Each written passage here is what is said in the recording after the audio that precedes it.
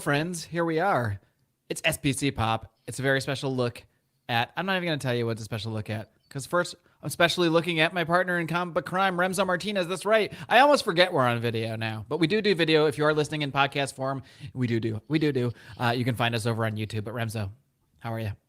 I'm doing quite well today. You know, a Very lot of good. people have wondered what the face of this audible chocolate going through the microphone typically is, and usually it's a disappointment. But you know, we got to do what you need to do to make the kids happy. You know what I'm saying? Yeah, and then we're gonna take a poll who has the best background, best podcasting background. Currently, it's my wild background with all sorts of weird shit that could take you months to decipher, versus Remzo's rather simple yet somewhat peaceful. What are those? What are what are those things? I don't know. Let me guess. Still. Things your I wife bought, think they're clouds. or were they're clouds? Is that what I they had are? a really nice, what I would call like college dorm tapestry. And then I left for 4 days and these things appeared. And I don't know if they're calming, but we have an elevator right behind this wall. So when somebody's loading something and they're banging against the wall, these things tend to fly off and freak me the hell out. So Okay. yeah, Well, we'll look out for that during the show. We'll see if what it happens, like, you know, it's a once in a week experience. So it may happen one day. Well, what we're going to dive into today, and before we dive into it, you could have been or might be now watching this live if you are a Second Print Comics patron. Now we're going to shoot some of these live links out to our patrons. So head on over to patreon.com/secondprintpod. You also get early access to every episode. This is early access because you get to see it live if you're a patron. And of course, we have all sorts of bonus content coming in. We have A Case of the Runs, a show where I look at various runs from comic book writers such as Jeff Johns. I'm currently looking at his JSA run right now. Loved that series. That is the series that got me to become a full DC convert. Yeah, and I didn't even really know about it. Really, I mean, most of the Jeff Johns I had read, as I kind of left comics and went into my dry period, my dark period, pretty much as Jeff Johns was starting to rise up. So by the time he was a well-known writer, I was kind of out of the game. But of course, when I got back in the game, some of the first stuff I read was his Green Lantern rebirth, his Flash rebirth, bringing back some of those classic characters that I knew and loved. And well, even though I would say neither of them were really my original characters, but I was certainly aware of them and had read a lot of those earlier like 80s stories back when I was a fan in the 90s. But yeah, I mean his approach to superheroes, I think, you know, say what you will about once he gets into film or once he gets on a set and weird things might happen there, but his approach to superheroes in comic book form is just always been stellar. And on a recent, I'll give you a preview of the kind of analysis, hard-hitting analysis you get behind the paywall on a recent Case of the Runs where I was talking about his approach on JSA. I compared him to, for our friends on the North-South Wrestling Network, anybody that's a pro wrestling fan would understand this analogy. I compared him to Paul Heyman, who used to run Extreme Championship Wrestling back in the 90s, a little known promotion that ended up producing a lot of the great stars we know and love today. But Paul Heyman's real kind of talent was, no matter how kind of like obscure or how new to the roster a wrestler was, he always had them doing something. He had something unique about them. He had some storyline they were into. You could always look at a wrestler and say, oh, he's involved in this thing. Nobody was just forgotten, even if that thing was lame or stupid or whatever it may be. And similarly here in JSA, there are so many characters, especially as I get into like the third volume now. It's like every superhero that's not in the Justice League ends up in the JSA or JSA adjacent at some point. But no one feels like a throwaway. He's always able to give everybody something to do, something unique about them, something that makes you remember them or care about them. And it's been a really fun ride. So you can get my fuller breakdown of this again for as little as $5 a month, patreon.com/secondprintpod. Anything else you want to pump up there before we dive into this thing? Nah, I think we've been sitting on this topic for a minute. Some of us longer, I think. So today we're going to look at, because we did go on our hiatus for a few months, and now we are back covering a mix. Of course, last week we had Reissued. Every other week we'll be doing one of those, looking at an older comic book issue, and then every other week we'll be right here at SPC Pop. I think I have my timelines mixed up because we record out of order, but whatever. The point is, we're here now, and today we're going to be looking at a film that came out during the hiatus, you could say. Now, a little film known as Wakanda Forever. Now, To actually get my wife to watch this with me, I kind of had to fool her in a sense. I only referred to it as Black Panther 2 because she really liked Black Panther the character and thought he was pretty cool. I don't think she had. I'm Oh, not even sure. damn. I'm not even sure if she knew he had died in real life. Oh, I'm still not sure if she knows. She was like, "What?" He's just so anyway. That's where we're at. But anyway, but it did result in me watching this movie. This weekend, finally, after it had been out. I didn't see it in the theater. It's probably the first Marvel movie I didn't see in the theater in, I don't know. I think I've seen all of them in the theater since like Civil War. You know what's strange?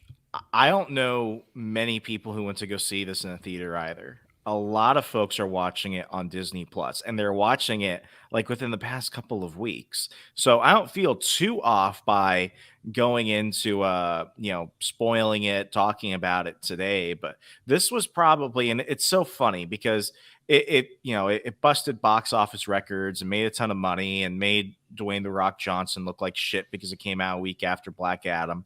But overall, like the enthusiasm for this film was really, really died down. And I have a feeling that when we look at a lot of Marvel films, and I've been saying this about the MCU for a long time, there are going to be films that age well, anything from Marvel Phase 1. And then there are going to be films that just kind of disappear and people kind of forget about. And you watch it like 3-4 years from now, and it's not going to carry a lot of that luster that it had.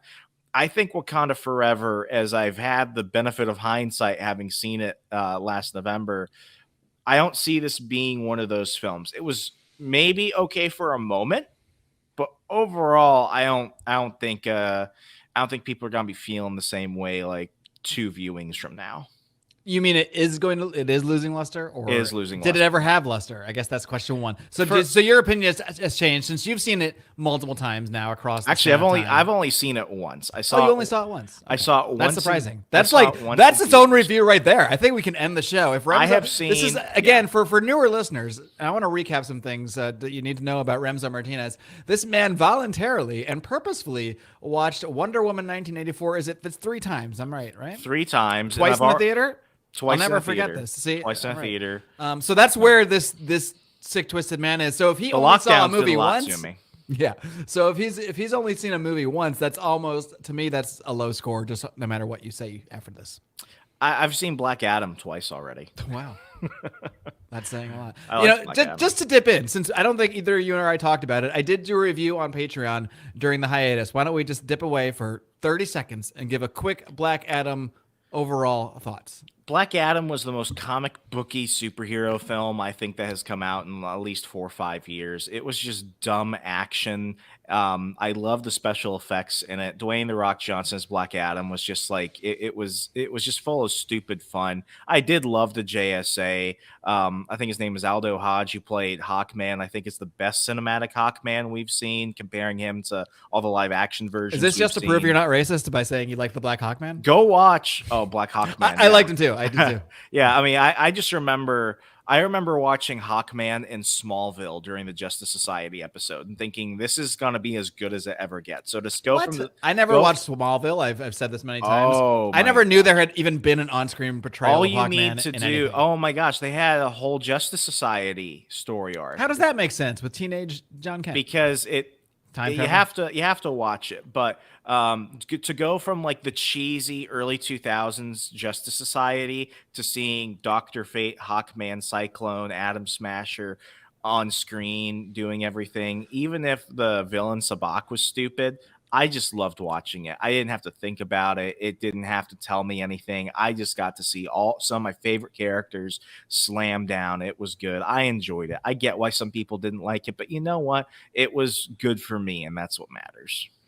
That is all that matters from the male perspective. But yeah, I would, to give my 30-second Black Adam review, not great, but I really liked it. If that makes sense. I'm not going to tell anyone Black Adam's an amazing movie. You have to watch it, but I enjoyed it. And I think what you touched on there, I enjoyed it as a JSA movie even more than as a Black Adam movie. Yeah. And I'm a Rock fan, generally speaking. I thought maybe for the role, The Rock was what he was supposed to be, but I think the problem with it, to me, is that The Rock's whole thing is actual comedic timing, and his whole character in Black Adam, which does make sense for the Black Adam character, it's more like a Dave Bautista thing where he doesn't know he's being funny. He's It's just a dry sense of humor. it's a dry sense of humor, which is really not The Rock's forte. That's not really the type of humor he excels at. So I felt it was a weird match in terms of the humor aspect for it. I feel like it didn't play on The Rock's humorous strength, even if the way that portrayal of the character made more sense for the movie itself. So that would be my only real criticism of it. And then, dude, even I think it was before. No, this is before we knew that Cavill wasn't coming back. But I knew it was happening. Of course, I had spoiled it for myself. The theater lit up almost as loud as the battlefield scene in Avengers Endgame. I felt like I saw an old friend. That's how I felt. It was like people lost their shit. My wife was sitting next to me looking at me when we saw Black Adam in theaters, and she's like, everyone is freaking out. What happened? I'm like, you don't understand. This almost didn't happen. And then 2 weeks later, James Gunn cocked blocked us like it was nothing. Nothing. Yeah, what a high and a low that was. And I'd love to go on rants about this. Let's save it for the next time we're in the pop session, because the pop session, is that what we're going to call it? I like that. Next time we're in the pop session, because we're going to be looking at James Gunn's proposed DCU entire plan. So we'll save those rants for then. But yes, I did love seeing Henry Cavill, and I'm just going to rate this movie out of 10. I'm going to give it a 7.5. To me, it's like a Sunday read of movies, if that makes sense. Yeah. It's like, I'm not going to call it great, but I really enjoyed watching it. Yeah, 7.5. I give it the same. Yeah. Anyway, all right, moving back to our main topic, Wakanda Forever. Why don't you just give me your initial thoughts upon seeing it in the theater, and then I have some topics just to go through. Not really detailed notes, but a few topics I'd like to touch on. I'll keep mine slim, because I did like it when I saw it. But here's the thing. One, is it longer than Eternals, by the way? It has about the same. I'm gonna look this up while you talk. Yeah. One, this movie shouldn't have existed. What should have? It's longer than Eternals, by the way. Wakanda Forever is 2 hours 41 minutes, and Eternals is 2 hours 37 minutes. I still like Wakanda Forever more than Eternals, so maybe that says something. So do I. I'm with you there. One, this movie shouldn't have existed. What should have happened is they should have recasted the character of T'Challa and continued on. I'm totally with you. Get that guy from Tenet. He'd be good. John David Washington would have been amazing. Right? Would have been amazing. You see, he could seamlessly have slid into the role. We could all mourn Chadwick Boseman in real life. There was no reason to mourn him in a movie if it didn't make sense for the character. Yes, if there was some trajectory the character was on where it would have made sense to bring in the death now, okay. But it didn't. It really didn't. So that bothered me from the get-go as well. Yeah, so they should have just recast him. So right there, if that was what was stopping you from not going to see this movie, you're not going to get any justice with this. Secondly, I thought Namor was probably the only cool thing in the movie, which is really sad, because the bad guy should not be the best part of a superhero movie, especially when the superhero movie does not have the title character in the movie.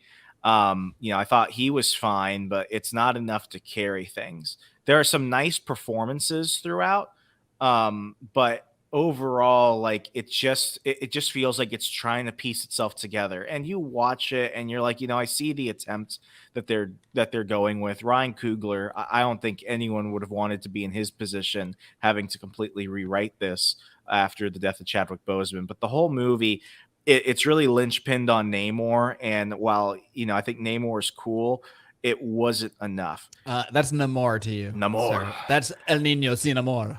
I gotta say, as cheesy as it is, I didn't mind how they kind of finagled his name into being this sort of Mexican name. I didn't mind that part. I like it better than Aquaman. Like, I actually think that they pulled off Namor better than how they would have done it if we would have had like two competing Atlantises, because I think Marvel Studios learned from having two competing Quicksilvers in Avengers Age of Ultron and X-Men Days of Future Past. Don't do it. And it's Atlantis anyway. We're just not calling it that. I don't have a problem with that at all. And it is based on actual actual mythology, the Kulukan, or I don't know how to pronounce it, but it's real mythology anyway. Something Kulukan, yeah. So it does play on something real. What do you think of what is this, like this thing they always do? Is Kulukan? What is that? A cobra? It's supposed to be like a shell, I think, or maybe it's like the Power Rangers. See, you don't even know. I don't even know, because I didn't care enough. You're the Mexican. And that's the other thing. Like, the film rides entirely by nostalgia. and that is why I went to go see it. And Nostalgia that's for why a character that had one other movie. he I mean, he was in like 4, I know, but he had one other movie. Like, let's and maybe 20 but total it minutes was of other screen time. but that one Black Panther film is better than a majority of the MCU films Did that it have make come our out top 10? prior or after. I think it was I just think I think I outside think of in it. mine it did. Maybe yours did. I mean, I have it in the top third of movies, Yeah. probably. So. It rides on nostalgia, and I think films that run entirely by nostalgia, there's just something about them where it's like you pity them more than you like them sincerely.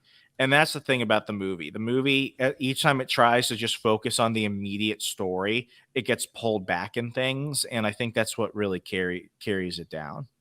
So, obviously, Mark, there's the one thing that you probably thought I would say, which was this movie sucks because it had Riri Williams in it. But as I said in the Second for Comics fan zone, where our patrons get to hang out on Facebook, it's a private group there. This Riri Williams did not bother me. Don't tell me it you're going to wasn't- defend Riri. I'm not going to defend Riri because this It didn't sounds feel an like awful lot Riri. like you're defending Riri. Well, here's the thing. The Riri Williams is in the Riri. comics. This is Is Riri. it though?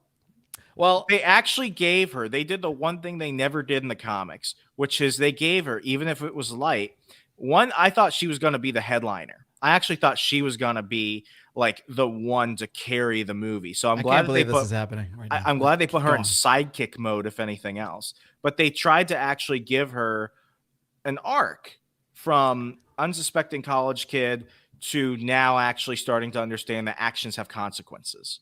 Okay, maybe you need to break this arc down for me, because to me, it seemed like she had no arc at all, because she was just introduced as already so much smarter than Tony Stark that of course she has a spare Iron Man suit she just built in her spare time. It's not even her thing. It's not even her thing she was doing. She's just like, oh yeah, of course I built one of these too. My main thing was I built this whole vibranium detector or what have you. We know nothing about her. We just know she's born as this smart kid and goes to MIT and builds machines that the CIA and the government want to take from her, and now builds an Iron Man, because any teenager can build an Iron Man. I don't know anything about her struggle. Yeah, What you're not did I incorrect. miss? So you're not incorrect. The thing is, though, another way to say that is you're right, but here's where I think you'll agree with me. She starts off as a coward. try me.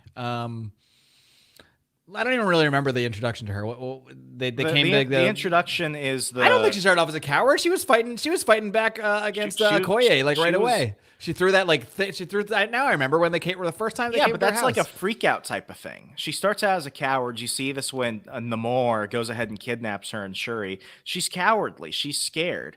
And it's not until the death of the Queen Mother where then suddenly she's like, now I actually have to be out in the field. Now I actually have to fight for something because this person sacrificed themselves for But me. she was already being mini Iron Man. She was already out there fighting. She wasn't doing much. She wasn't doing much. I'm not saying. Am I saying it's the best arc ever? No, but going from nothing to we have to show some development. It wasn't that. All right, so answer me this: Are you now going to lift your previously announced boycott on the Riri? I'm just going to call it the Riri series, the Ironheart series. I'm You're still not lifting I'm the still boycott. not going to watch it. Even after this defense of her arc in this film. Not being terrible and being good are two different things. She wasn't terrible, but I wouldn't say she was good either. I just didn't need her there. To me, the only point. There was no point of her in the whole story, as far as I was concerned. The story with Shuri and everything going on with the Black Panther mantle. I saw no reason for her to be involved in any of that stuff, except to introduce this other character that they want to introduce. But to me, the only other reason she was in the story was to turn the fucking half the Wakandans into Iron Mans. Everyone's Iron Man now is what I said when we were watching this movie, and to me that was and now it's like, so why is Ironheart even special if everyone's Iron Man now? Like now they have Iron Man suits for the Wakandans, and then of course I'm sure this is all going to tie into like Armor Wars and maybe the fact that everyone has Iron Man stuff at this point, and maybe that's the problem they're going to deal with in that series. Or now I think that's now a movie, but to me it seems so rammed in there and so unnecessary to give us more Iron Man Juniors, which was the big criticism of how Peter Parker was. He's Iron Man Junior, Yeah. and now it's just like now the Wakandans are all an army of Iron Man Juniors, and then we also have Ironheart, and we also have whoever else can. It just to me, it's just making the whole. It's just watering down everything about Iron Man, Tony Stark, the armor, how special he was, how special it is. It just seems like now it's like Attack of the Iron Man clones. Yeah. I mean, it's just one of those things where I'm only looking at it as I only had Riri because that's what was in the movie. I could tell you who I'd rather have replaced her with. I would have rather replaced her with more Okoye. I think the biggest mistake in the Black Panther mantle was, at least for the MCU, it should have gone to Okoye. I don't believe it should have gone to Shuri. I mean, if it's gonna be a woman, if we're gonna MCU this thing, which Yeah. I'll accept if you give me a good story, I totally agree. I mean, her personality, her arc, who she is, her character is so much more fitted for that warrior mantle. Not that Shuri can't hold her own, and if they wedge that into the story and suddenly make her an amazing fighter who can take out Namor, but it doesn't make that's not who her character was before. And their whole thing was, well, it was from the source material, and it's like, Marvel, when have you really cared about the source material? Like, yeah, now like we if care now about you source. pull that, it's like if you were going strictly based off progression in the MCU, Okoye made more sense. But secondly, I'd say I'd rather have them brought in Bucky Barnes, because I thought that he had more of a connection to Wakanda. What if they and made he Bucky made Barnes more if sense. they made the White Wolf the Black Panther? I would have loved this movie because it would have been so fucking funny, I and it think- would have made everyone so angry. It would have pushed every button possible, and I would have been also you work the transhuman thing in there because he's got a robot arm. I mean, this is. I off think the you wall. could have had. I think you could have had the Black Panther Okoye and the White Wolf. And it ends when when what's her name comes to steal the arm for Rocket to tie it all in. Yeah, the Christmas Nebula does that. Yeah, I think you could have had Black Panther and the White Wolf. I think Okoye and Winter Soldier make it like a pure like revenge flick. Yeah, I'm down, Have and them maybe fucking give kill him. Namor. And what did you feel? All right, let's go back to just how you thought how the movie started off cold or hot, depending on how you look at it, with just introducing that he's dying, Black Panther's dying. I did like that they tied it into the burning of the heart-shaped herb, so that's why they couldn't save him. That Because made sense. That did make sense. And Shuri trying to recreate it, and she just couldn't do it. But they never even said. I guess it's implied that he had cancer, just like the real life Chadwick Boseman, because they even say at the end that Nakia says like he didn't even tell anybody. You know, he didn't want people to know or feel pity for him. At the same time, I don't know. You're the Black Panther, like, But he's died twice already. He died once in the first Black Panther film. Then he died for 5 years between Infinity War and Endgame, which they talk about that period. So it's like, I think for him to die again, it was. I teared up at the beginning. I cried because during it's touching on a real life character, a real life person. Yeah, like it was a little bit of a tearjerker. I think their biggest thing was just rip the Band-Aid off. Mm-hmm. There's no questioning, there's no hesitation. Don't beat around the bush. Don't try and milk it more than what you're probably going to. I think just how they did the beginning, the opening, was the best they could have done.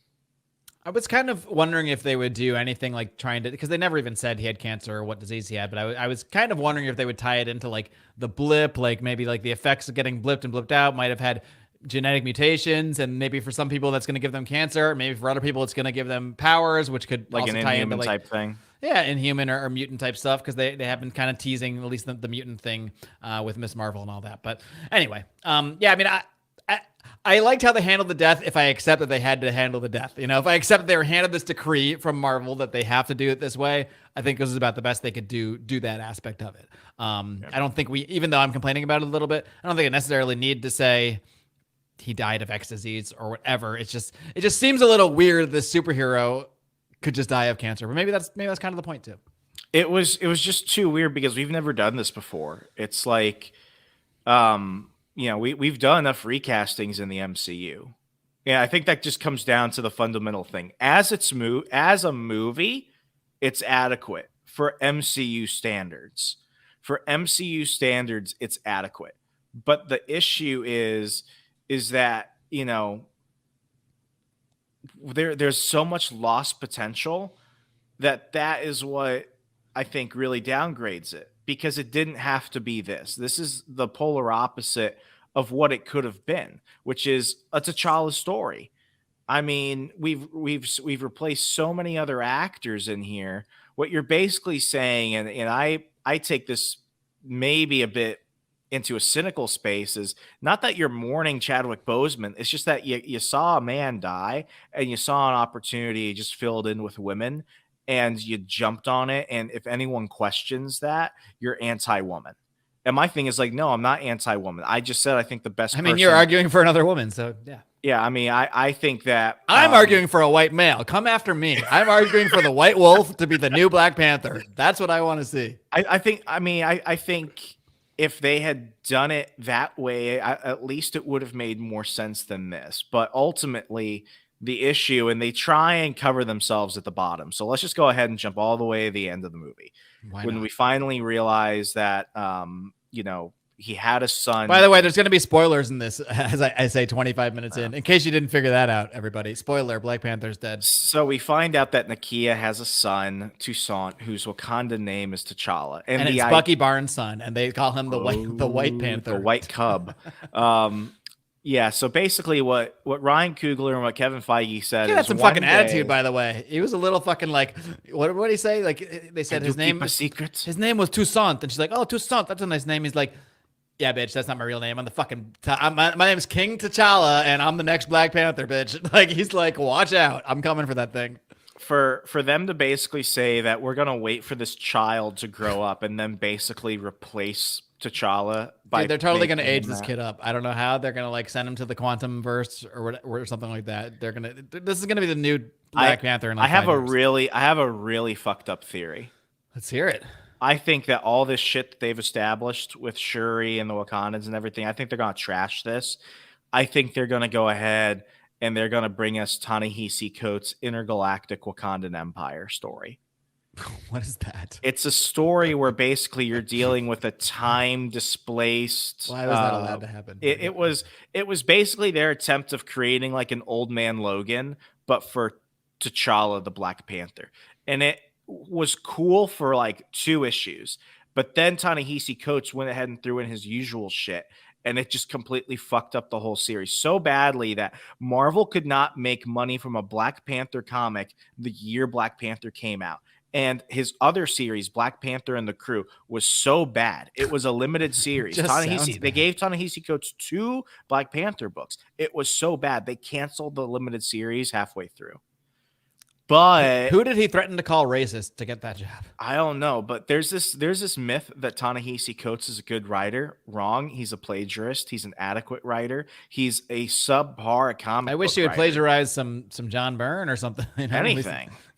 Anything. You know, I think what they're doing is they're heading in the direction of a somewhat Black Panther reboot type of story where they can kind of have this whole, you know, other thing going on that is divorced from a lot of the other stories, but at the same time, it allows you to kind of have like a soft reboot with Black Panther. Intergalactic Wakandan Empire is not a reboot, but it kind of is in terms of Black Panther Intergalactic stories. Wakandan Empire. Yeah, like it's just like the idea of it sounded cool. And I was like, I will buy it for a couple of issues. But after that, I was like, done. Then they stopped doing it. Then they came back and they said, well, we're going to continue this as a limited series. It's like, no, you didn't. You just already have the scripts and you don't have any other Black Panther work coming out. You need to make some money off of Black Panther.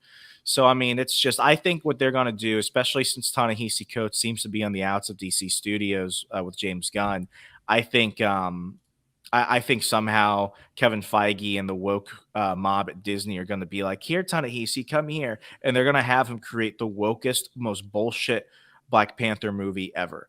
And I think, I think that would be horrendous because it's not that, they would say, oh, you don't want a Black person writing Black Panther. It's like, what the hell? Like, I loved Ryan Coogler's first Black Panther film.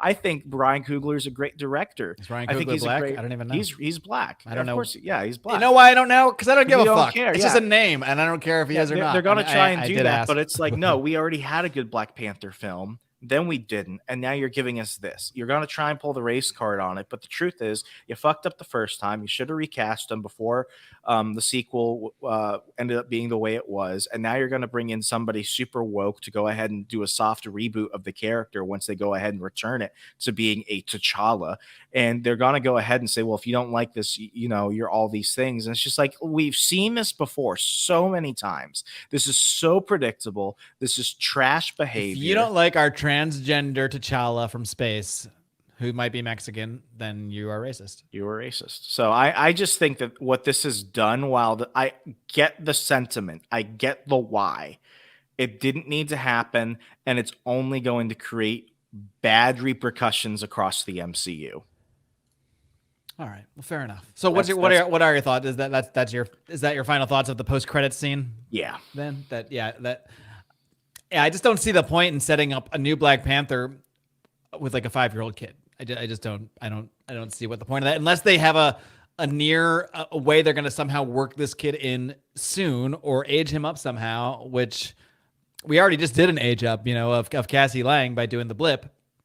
So I don't know what they're doing there. Into the movie itself, though. Let's try to dig into some of this stuff, and we'll probably both agree. Like, in terms of performances, I don't know the actress's name that plays Shuri. Do you?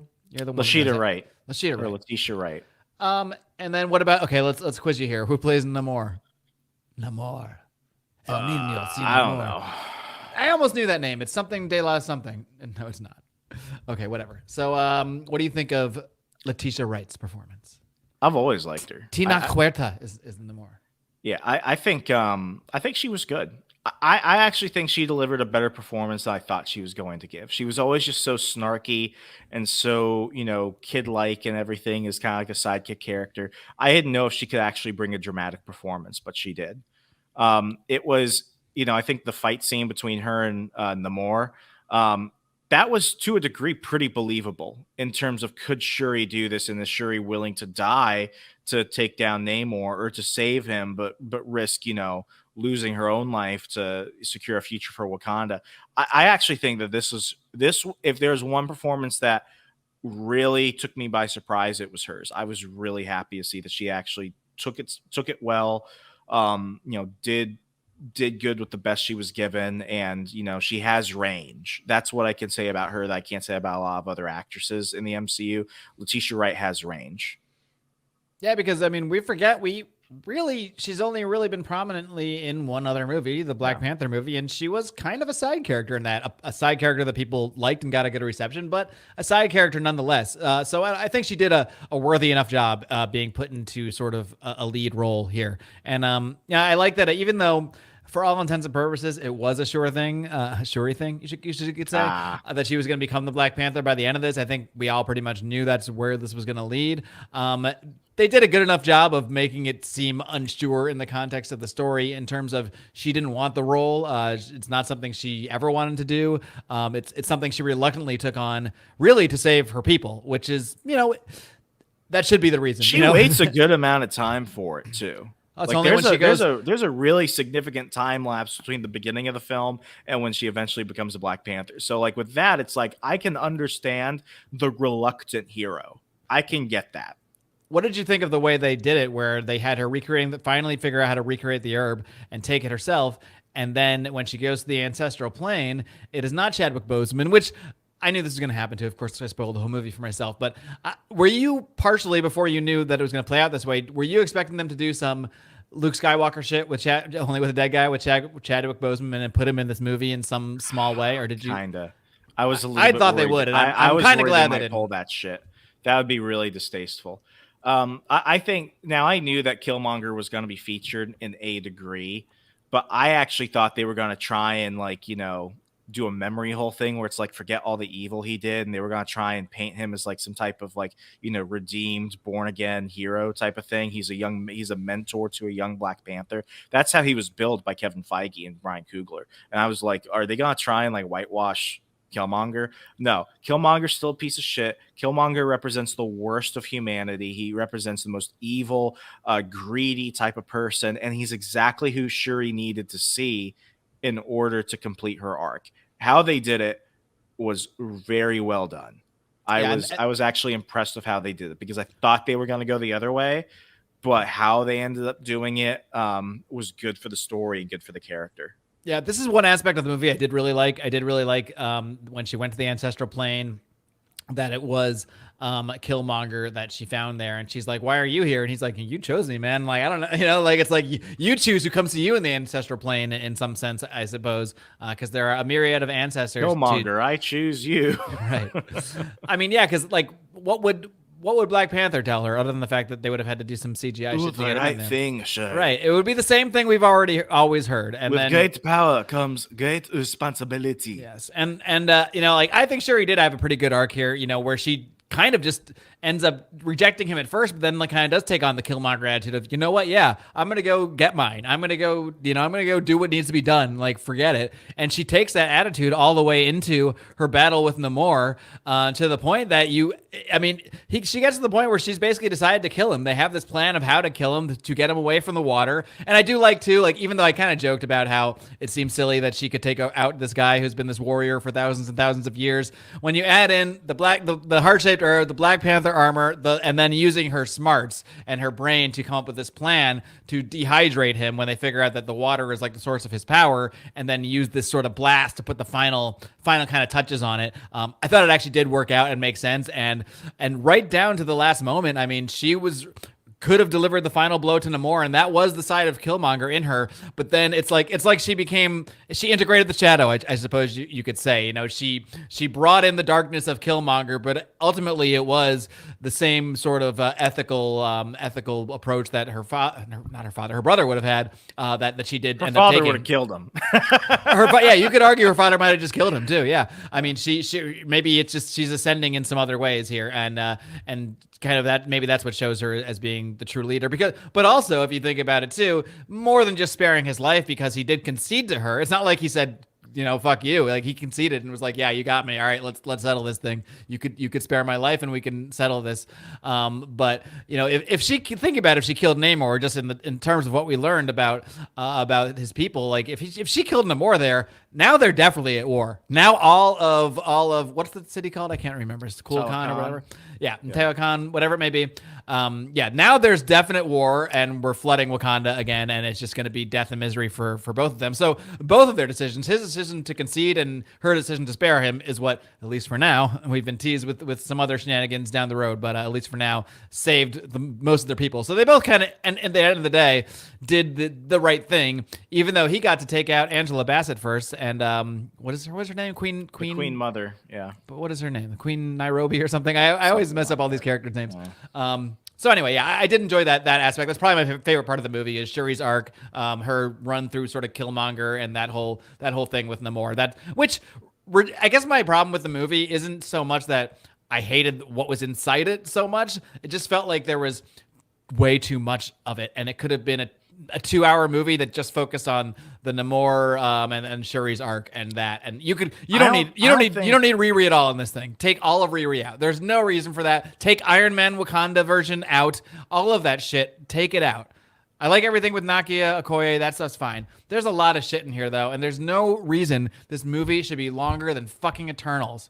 Nothing should be longer than Eternals. It was the most eternal movie. It was eternal. And now you just did something longer. It was just too long. And by the end of it, I was just bored. And I knew how it was going to end. So I just wanted it to end, Whereas if they took me to this stuff sooner, I think it would have played out better. To me, there was just too much fluff around what inside of there was a decent arc with Shuri and Namor and all that jazz. Phase 3, I mean, if you were going to close off phase 4. Oh, yeah, this was the end of phase 3, isn't it? Or phase 4? End of phase 4, yeah. Right. Like, if you're going to close Didn't really feel like a capper to me. No, it didn't. And that's the thing. Like, usually you're left with excitement and other stuff, but, like, this didn't really do it for me. I mean, the end of phase 1 was Avengers 1, right? Yes. I was like, and then the teaser was Thanos at the end of that. So yeah. Phase 1 ends with, oh my God, look where they're gonna go with all this. Here's like, oh, maybe we get a new T'Challa in 20 years. Like that's the teaser we got. It was just, I think the whole theme of phase 4 is like mourning, grief. It's the sad phase. It's the emo phase. But Shouldn't it be the happy phase? I know it's like it's because of the blip and everything, but it's like, I hey, don't think you all came back, everybody. Like they should be celebrating. Everyone's back. no. I think you can. I think the idea of what it was, because you even see this to a large degree in Doctor Strange, because Doctor Strange and Multiverse of Madness is really dealing with a lot of this too. You see it especially in Captain America and the Winter Soldier. So like, my thing is like, it's not that I had a problem with the ideas. I just think that the story execution, how they tried to do everything, was just really poor. I also think that and I'll, this will be my hot take from this whole experience. I think the Disney Plus experiment failed. I'm It's actually, failing in every yeah, it's failed single respect. in They're every way. hemorrhaging money, dude. Yeah, The price of Disney Plus when it first came out was $4.99. Now, if you do it ad free without the bundle or whatever, it's like I think it's $11.99, yeah. and their numbers have been plummeting. Yeah, I mean the show quality. Well, there have been moments where like And it doesn't make money. They've admitted that they do not make money on yeah. Disney Plus. I wish they would just go back to movies at this point. Yeah, I agree. I mean, for the most part, other than Loki, which again could have just been a movie, other than Loki, nothing felt necessary in terms of the series in phase 2. I liked WandaVision because of some quirky aspects of it that I really enjoyed. I'm very biased on WandaVision because I knew and loved all the sitcoms that they perfectly parodied in so many ways. So that's like 80% of my love for that show, but I do recognize its faults, and it's not really that necessary. And you could have told Scarlet Witch's grief story within the confines of Doctor Strange and the Multiverse of Madness. I felt like everything, and Wakanda Forever included, felt like just a very expensive TV show. Yeah. Well, wasn't there originally supposed to also be, I think they canceled this. There was supposed to be like a Wakanda TV show. That's No, like they're Okoye gonna and they're gonna Friends or do something. something. They're gonna do something with Adora Milaje in Phase 5. That's still happening. That could be interesting, but probably not. I mean, of all the Wakanda characters, if I had to just watch one, it would be Okoye was the coolest. Yeah, for sure. Easy. All right, moving on to Tenoch Huerta. What did you think of his portrayal of Namor, or Namor as we probably know him, but we're calling him Namor now? What did you think of just the MCU Namor? There was absolutely no way you could have pulled Namor from the comics and put him here. Not just in the MCU, but they pulled out the winged feet. But they pulled out the winged feet. They pulled out everything. Even in the final fight scene where he's like Imperious Rex, I was like, oh, he said it. But is that his catchphrase? That's his catchphrase. Somehow I've missed that over the years. Imperious Rex. I haven't read enough Namor to know he had a catchphrase. Go read some Invaders. Go read some. Pretty Invaders. much all my. I read a little. Didn't you put us on Invaders once? I don't know. I read some early Invaders not that long ago. We will read some Invaders stuff. What I'm going to have us read then, I'm going to find a good Namor seduces Sue Storm story, because those are my favorites. Anything is better than the Namor issues we looked at from like World War II when he was just like war propaganda. Oh, that's what I'm thinking of. Yeah. Yeah. Yeah, that was war propaganda. But like, I think he's cooler than Aquaman. Visually, story-wise, I think Namor is the coolest thing about Wakanda Forever, which is weird to say, but I think performance-wise, Tenoch Huerta was good. I think story-wise, they pulled him off. I am down with all of this. I'm good with it. Yeah, me too. I think he's probably the best thing to come out of this movie. It's certainly he's the best villain of Phase 4. I'll say that. Do you think he's a pure villain? I mean, what do you think his stance is like when we see him next time? Because towards the end, he's completely Machiavellian. All these people who are like, oh, he's like an anti-hero. He has some qualities. Even Ryan Coogler was like, no, he is the clear and present villain in this movie. Make no qualms about it. Like, Namor doesn't do anything out of sincerity. He is pure Machiavellian. He is evil, and I don't want him to change that way in the films. It's like, I think while you can give him some moments of heroism, I don't think that this version of Namor has any heroic virtue about him. I think he is just flat out evil. Do you think when we see him again, which I assume we will, I hope we see him seducing whatever MCU version of Sue Storm comes out, but do you think we will see him as clearly a villain then? Or do you think it'll maybe be shades of gray and eventually turn out to be more villainous? It matters on who they pair it with, because I don't think he'll come out as the primary antagonist again. I think if he comes out against Doctor Doom, I see him being a pure villain. if you have like something broader, if you have like, you know, a Secret War type story, or even if let's say, because you know there was a part in Heroes Reborn in the 90s where the Fantastic Four, the Avengers, and Namor had to team up to fight Galactus. I think if you have like an Earth ending scenario, he would be on the side of the good guys. But I think as long as he's fighting purely for his own you know, geopolitical civilization, like survival situation type of thing, I think he's gonna always be evil. Yeah, and it's pretty much implied. He's like Muammar Gaddafi, man. Like, listen, we could get rid of him, but like, it's not gonna end well. Rape him anally in the street. Yeah. Yeah, it's like I am not calling for foreign intervention in Tulakan, okay? We came, we saw, etc. So yeah, and he kind of says to Namorita, or were they calling her Namora in this? I think they're calling her Namora in this instead of Namorita, which is less cheesy sounding, I suppose. But he basically says, she's like, "What are you doing? Like, why are you? We got to go destroy them." He's like, "Whoa, chill, chill, chill. I conceded to make them sort of get complacent because when this shit goes down with the surface world, they're gonna have to be on our side because now they're against." So he kind of explains that he didn't do this, like you said, for any sort of reason, not even to save his people. Like he kind of implied that's why he was going to do that. That's why he conceded so that Shuri would call off the fight and all that stuff. Or not even to save himself. It was purely a tactical reason with future considerations in mind. So, which makes you wonder, could he have gotten up and killed her? Like how much of this was you know, how much was he? I think he really taken out? I think part of that was a catch because when he is fried by the Wakandan jet engine, like he is fucked. He looks pretty fucked, yeah. Yeah, he's pretty fucked. So I think he's trying to conceal it to a degree, but he's like, you know, even in Lost there are opportunities. Maybe to name Namora, he's trying to portray it like, yeah, it's all part of the plan. But in reality, yes, it's part of the plan, but he also was fucked. So I think while physically he's a formidable villain, the thing about Namor in the comics, and I think a lot of this is shown in Namor in this film, Namor is incredibly smart. Namor is a strategist. He's been around forever. He knows the keys to survival. So I think I would love to see him either team up with or fight against Doctor Doom. I would love to see that. I think he's perfectly set up to be included in whatever Fantastic Four stuff they do. I think if I want to see anything out of this movie, I want to see what comes next with Namor. Yeah, I agree completely. Definitely what I'm thinking about coming out of this. It's not Shuri as Black Panther. It's not where am I going to see her again. It's not Okoye. It might be the White Wolf if he ever can take the mantle. It's certainly not Ironheart. It's certainly not Ironheart. Yes, it's entirely Namor, and where we see him next is most interesting to me.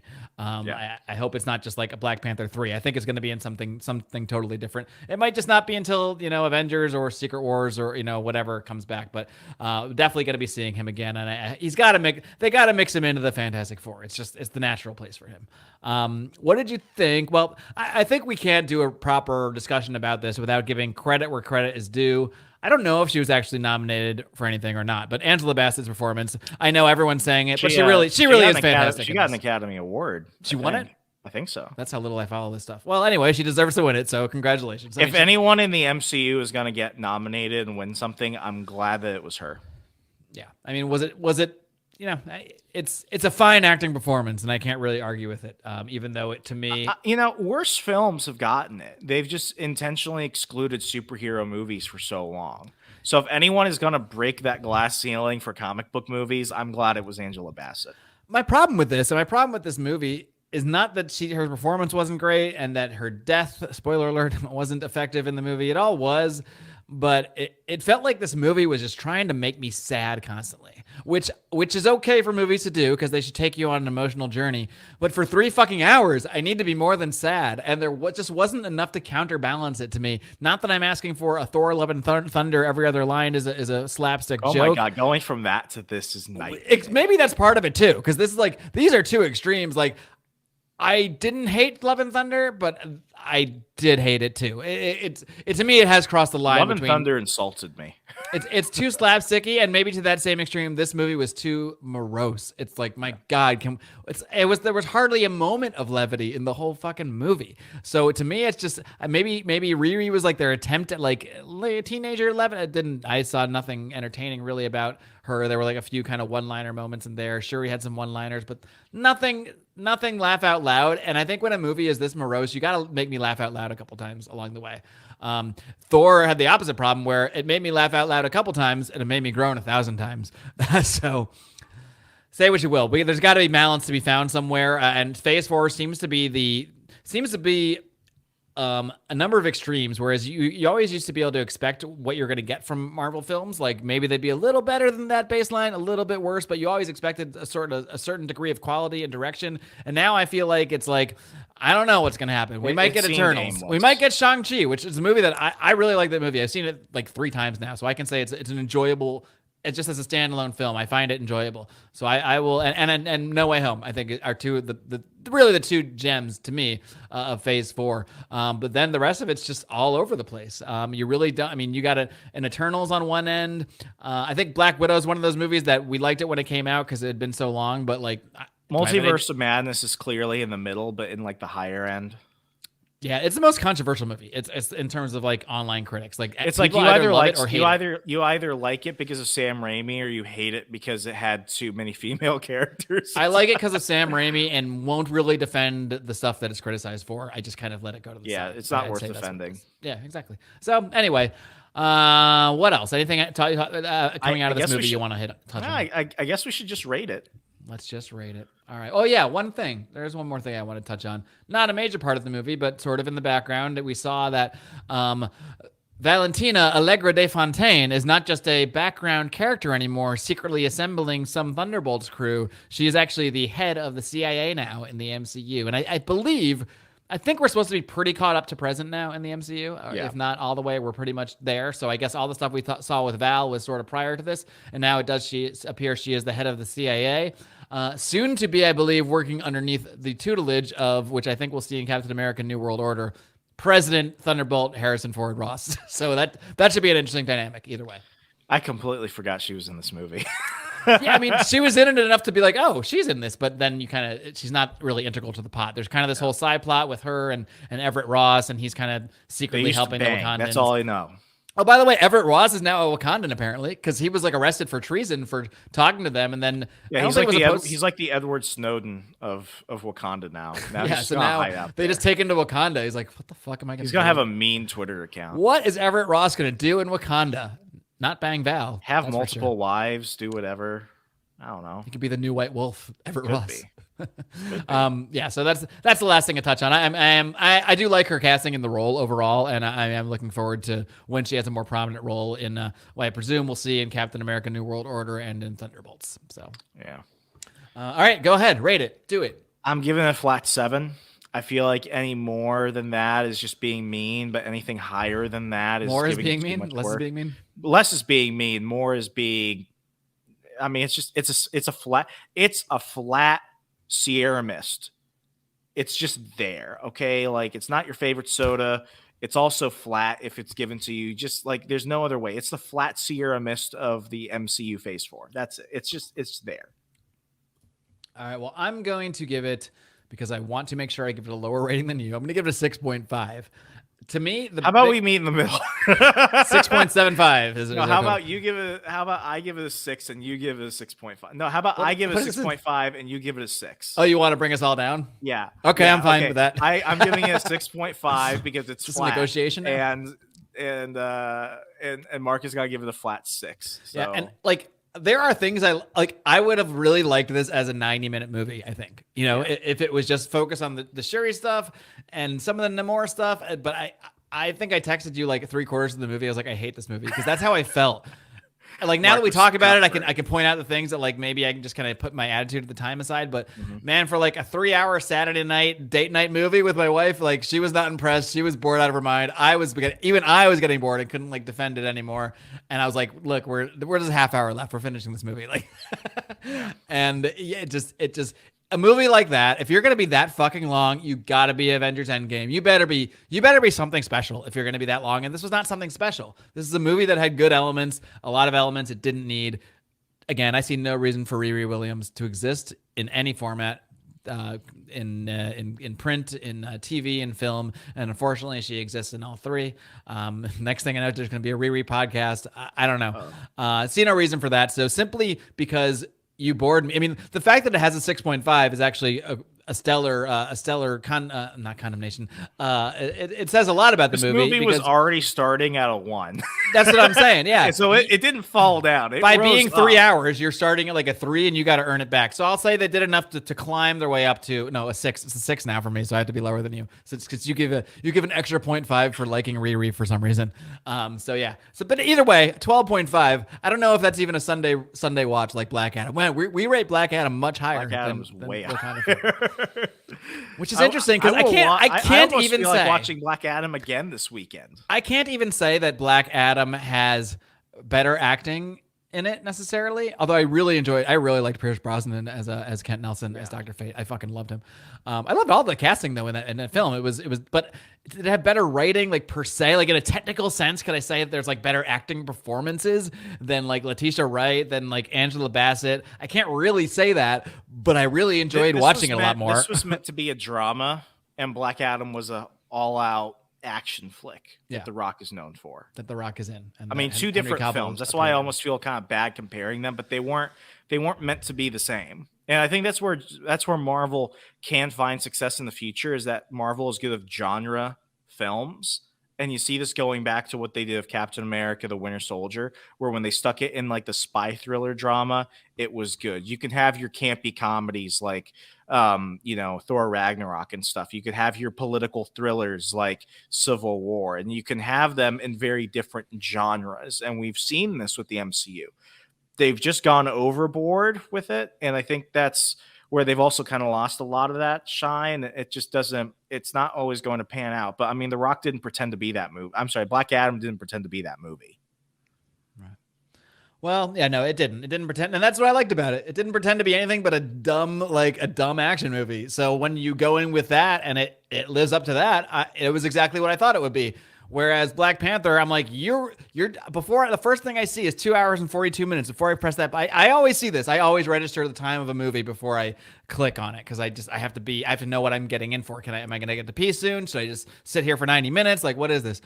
So once that was in my mind, I'm like, you better deliver a fucking masterpiece. And to me, it didn't justify that length. You got to it's longer than Eternals, Remso.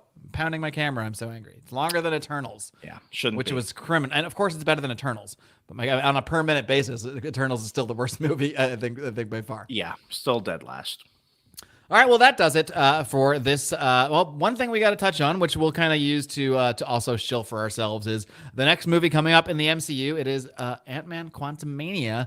I already have tickets, Remso. I'm seeing it the first weekend. I'm back. I'm actually excited about this movie. I really love, even though I don't know his name because I don't know any actors' names. Jonathan Majors. Jonathan Majors, yeah. Kang. I really liked his portrayal as He Who Remains version in Loki.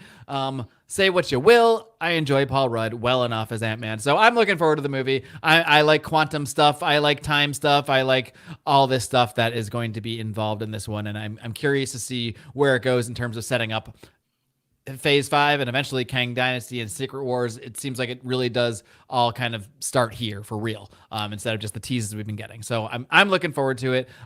We will be reviewing that movie, of course, at some point here in SPC Pop. And much like with this one, you will probably get it much sooner if you are a patron. Patreon.com/secondprintpod for as little as 5 smackaroonies. You can hear shows like this early and often, as well as bonus content. But Remso, when are you seeing that film? I'm seeing it premiere night. So, okay. I'm not seeing it premiere night, but I am seeing it premiere weekend. I'll be seeing it. I'll be seeing it on the Thursday it comes out. Probably the week after that, we'll do a review for the patrons. That'll eventually be a public pop episode. So head over to Patreon. Remso, what else are they going to get by being patrons of this program? We're scheduling our monthly gym calls. Our monthly calls of $15 and up patrons. Gym stands for Journey into Mystery. Journey into Mystery level. It's not with Jim from Weird Science, unfortunately. That would be cool, though. That would be. We'll I'm sending out books for $25 and up. Epic crossover level patrons. I've got a copy of Captain America Volume 4, shrink wrapped in a hardcover. I've got Spider-Man Life Story I'm going to be sending out as well, which is a bigger one. But, for some of our people who've been with us for a long time, I want to reward you for some bigger books. And, just so much more. So, folks, remember, if there's one thing you can do, it's as simple as ever, and it comes to you in a nice PG-13 rated package. It's read comics and change the world. Or watch long movies and change the world. Good night, America. Adios.